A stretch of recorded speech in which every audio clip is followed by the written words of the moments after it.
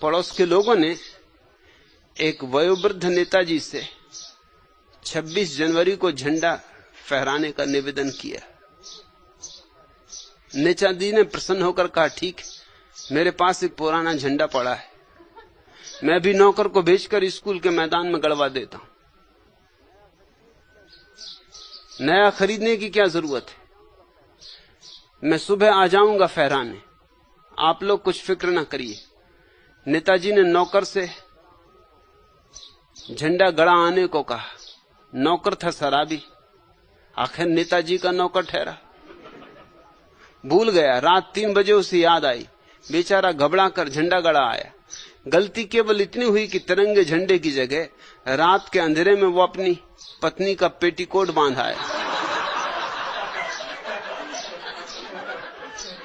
सुबह जब नेताजी ने रस्सी खींची तो पेटीकोट हवा में लहरा उठी। भीड़ ने उचक उचक के तालियां पीटी। नेताजी बोले, भाइयों और बहनों, गणतंत्र दिवस मुबारक हो। फिर उन्होंने झंडे की तरफ इशारा करके कहा, यही है वह राष्ट्रीय प्रतीक जिसकी छत्र छाया में हम पिछले 30 सालों से पल रहे। हमें इस पर नाज, दुनिया में किसी भी राष्ट्र का प्रतीक इतना सुंदर नहीं। लोग ये सुनकर हंस कर लोटपोट हो गए। भीड़ को इतना खुश देखकर नेताजी को भी जोश आ गया। वे झंडे की तरफ हाथ उठा के बोले, यही है वह जिस पर मैंने अपनी सारी जवानी नछावर कर दी।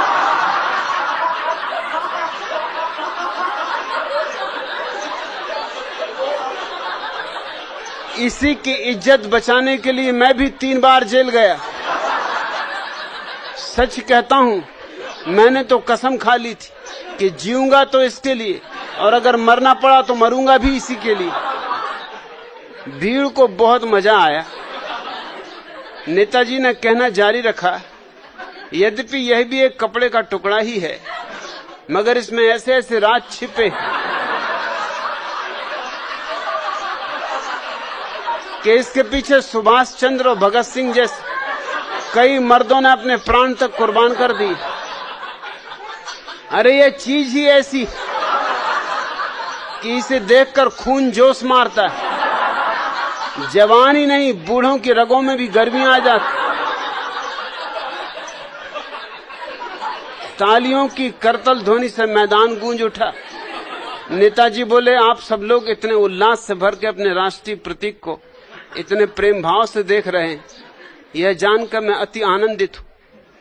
जब यह हवा में लहराता है और ऊपर नीचे उठता गिरता है तो सभी भारतीय नागरिक मुग्ध भाव से टकटकी बांधकर देखते रह जाते हैं। इसी से यह ज्ञात हो जाता है कि हमारे देशवासियों के मन में भारत माता के प्रति कैसी पवित्र भावना है।